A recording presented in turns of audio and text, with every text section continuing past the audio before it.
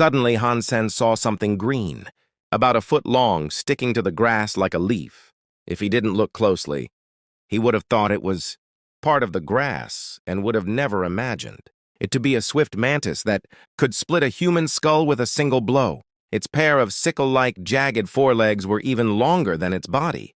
Dark green in color, the forelegs were covered in a metal sheen and were nothing like its fragile body. The rigidity of the forelegs was definitely comparable to the most advanced alpha alloy. Han Sen was lucky that he found the swift mantis before it saw him. Moving towards it, he calculated the nearest he could get to it before being noticed by the swift mantis. When he was about 6 feet away from the swift mantis, Han Sen did not dare to go any farther, fearing he might lose the opportunity to attack by stealth. Tightly holding the dagger in his hand, Han Sen rushed out from the grass and cut at the swift mantises, waist in a fast and ruthless strike. But Han Sen had still underestimated the speed and responsiveness of the swift mantis. It had noticed his presence the moment he rushed out. All of a sudden, it rose into the air, gliding with wings spread towards Han Sen in a truly swift move. Its forelegs had cut him in the head before he could even react. Han Sen subconsciously stepped back in shock, yet the mantis' foreleg still hit his head. With a sound of metal clashing, Han Sen felt only slight discomfort, as if his head were hit by a stone, and there was not even a scratch on the sacred blood beast soul armor. Filled with ecstasy, Han Sen seized the opportunity to cut into the slim waist of the swift mantis in front of him with a fierce stab. The swift mantis was cut into 2 halves, green mantis blood splashing him wet all over.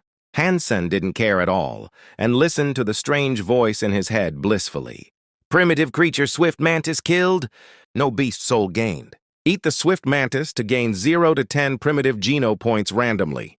Touching his helmet where the swift mantis cut to feel it was still smooth, Han Sen thought to himself in excitement, "Haha, the armor is everything!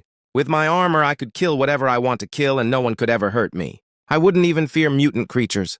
Han Sen suddenly gained courage and stopped hiding. He marched to Zephyr Valley and alerted several swift mantises to attack, but they couldn't hurt him at all by cutting his armor. Han Sen took the opportunity to kill them all, each with 1 stab. Primitive creature swift mantis killed, no beast soul gained. Eat the swift mantis to gain 0 to 10 points randomly. Primitive creature swift mantis killed? The voice continuously sounded in his mind, adding to his thrill. He stabbed his way through the valley and killed more 20 mantises in succession.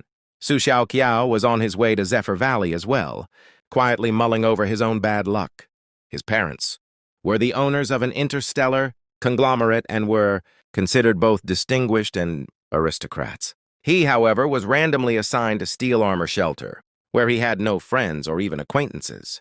To get an aristocratic title, Su Xiaoqiao could only choose to follow Qin Xuan in order to max out on mutant geno points and become an evolver. There were 2 types of titles in Levo Interstellar Alliance. One was distinguished. Once one became a surpasser, one could be certified as distinguished.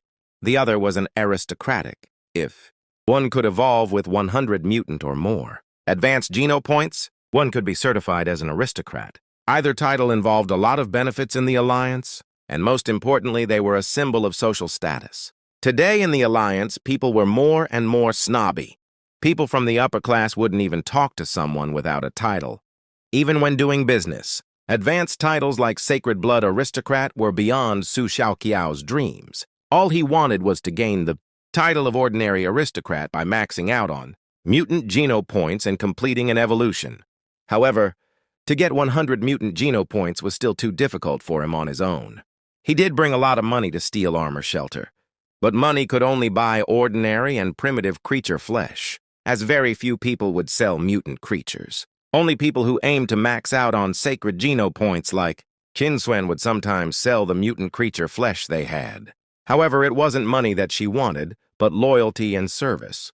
Su Xiaoqiao was now running errands for Qin Xuan, exploring the places less known to people and looking for traces of sacred blood and mutant creatures to gather information for her. With the information, she could then gather a team to hunt down these creatures, and the team members would get mutant creature flesh in return. Su Xiaoqiao had been exploring for a month and found no traces of mutant creatures, not to mention sacred blood ones. Running out of supplies, he had to return to Steel Armor shelter. When he passed Zephyr Valley, he thought there might be mutant creatures around, as the area was so sparsely populated. After he sneaked in the valley, he felt something strange. He didn't see any swift mantises, not even one. A mile into the valley, all he saw were some messy traces on the ground. Someone must have wiped out the swift mantises. Fist Guy or Son of Heaven? No. Although there are signs of fighting, there should be more damage if it were a group of people. Surprised, Su Xiaoqiao sped into the valley, wondering what had happened. As he expected, there were many green bloodstains from swift mantises along the way. He followed the bloodstains and turned a corner. What he saw stopped him in his tracks, appalled. Next to the piled bodies of swift mantises stood a golden figure. In the sun, the figure looked like a robot in gold cast armor.